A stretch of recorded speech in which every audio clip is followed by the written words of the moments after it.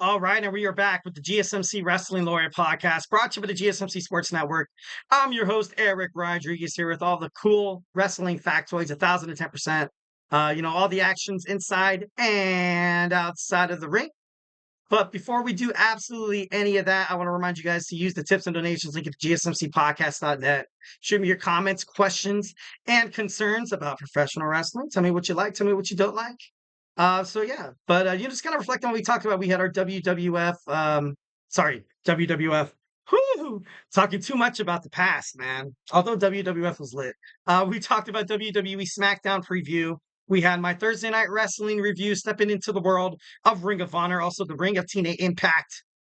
I also talked about my WWE SummerSlam predictions. We talked about AEW will never, ever, ever get with WWE for Forbidden Door show. Sad but true. Do it for the wrestling fans. Do what's right. We should sign a petition. I'm just kidding. No. Anyways. Let's talk about some wrestling news.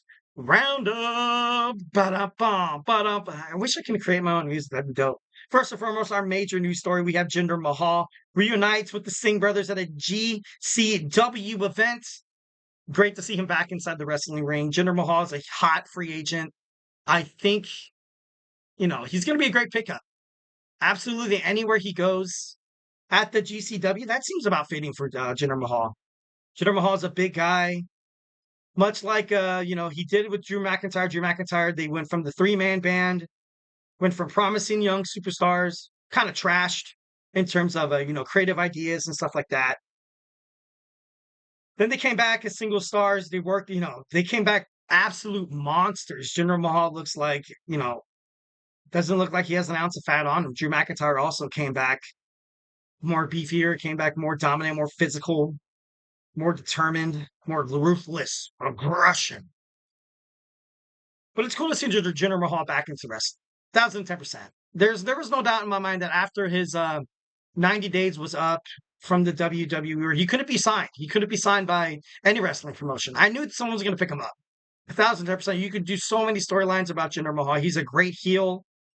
He's this great presence inside the ring. He's not really that guy. He can just be like, oh, that guy is going to be easily beaten.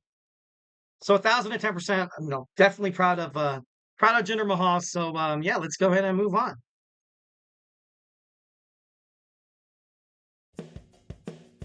Got some stuff to talk about, ladies and gentlemen. I'm not really happy about it. And it irks my soul. Irks my soul, but I didn't mean to look at it.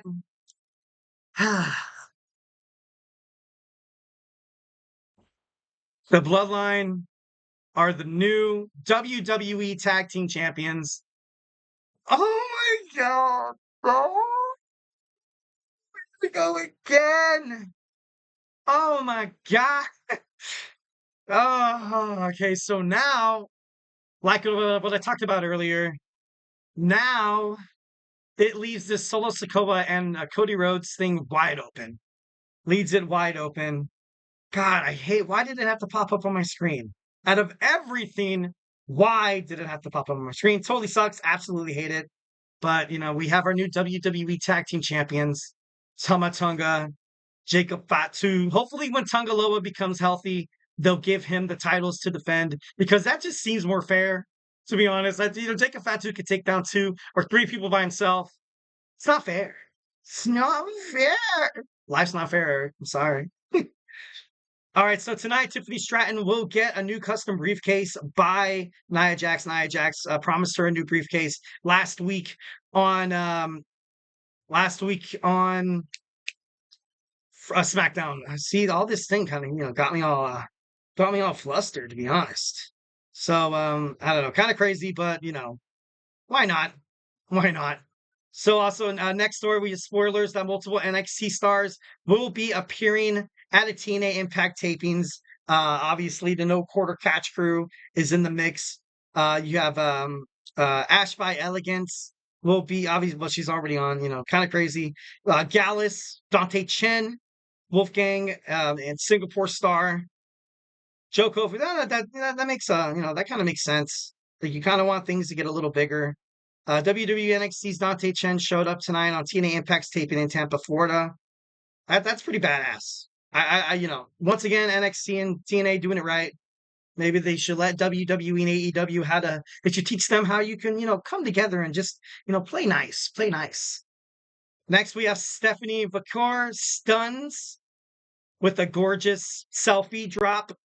I checked it out, and recently you had Samantha Irving, the ring announcer for WWE Raw, come out with a total bombshell, totally breaking the internet. I'm not going to show you guys here. Do your own research, go check it out yourself. A lot of people, what I want to talk about is that people are upset. People are highly upset because wrestling and especially WWE should definitely be like a family show.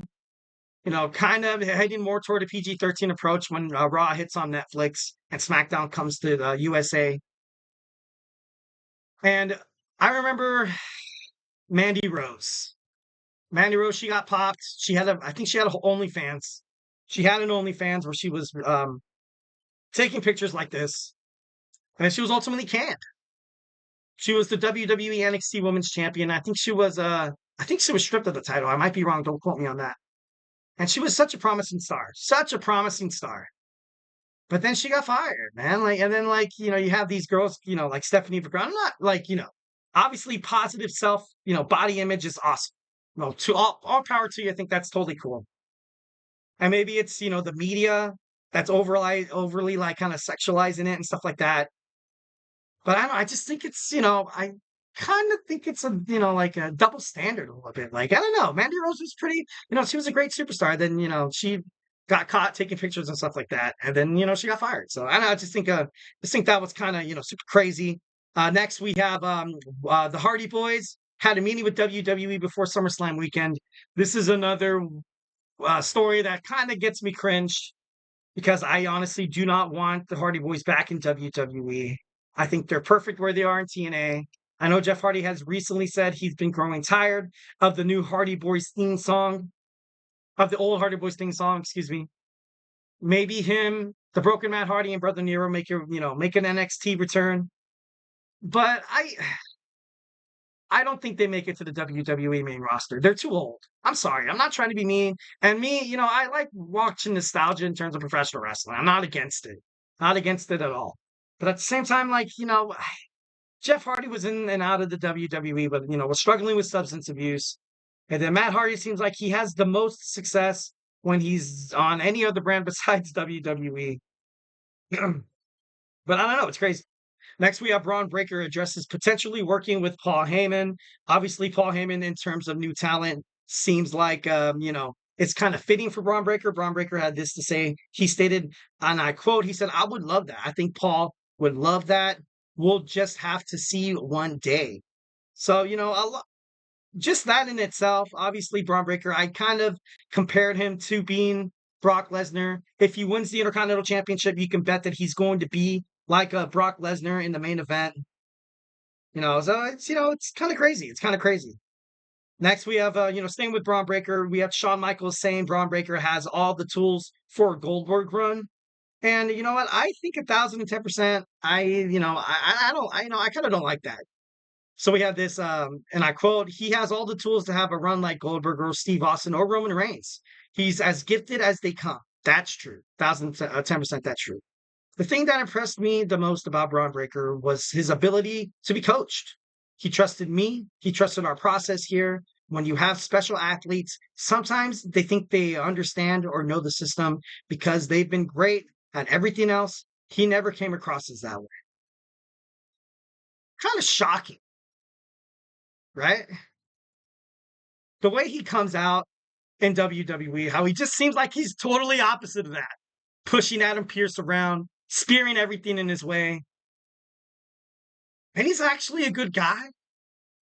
Why does this make me want to root for him at SummerSlam? I got to be honest. Why does this make me want to root for him, to be honest? But see, I just read a Goldberg run. Steve Austin, better. Roman Reigns, even better. I think him. I thought Shawn Michaels was just saying he has the tools to have a run like Goldberg, and I kind of think that's an insult. Love Goldberg. I think he was a great. I think he was great in his time, but and I hate to side with Bret Hart or try to throw shade, but like he just wasn't really careful in terms of professional wrestling. He was a little rough around the edges, 1,010%. And every single time you saw Bill Goldberg get into the match, he just hurt people. Kind of remind me of like Ronda Rousey when she made it to the WWE. She just hurt people. This wasn't able to, a good match, but even when she got punched, or whenever, even when she was supposed to be like, like a downtrodden person, like she kept wanting to get back up. And like, like it's cool, but WWE, yes, it has a lot to do with personality and attitude. But more or less, you gotta play to the story. Gotta play to the story. All right, next we have okay, that's kind of over here. Tony Khan is in Paris for the war. No, no, this isn't though. No, I kind of read another story and I was like, we'll skip over that one. Tony Khan is in Paris for Warner Brothers Discovery AEW television rights talks. About time. It's just about time. 1,010%. It's about time. And then, it's Jim Ross suggests Shane McMahon could bring valuable skills to AEW.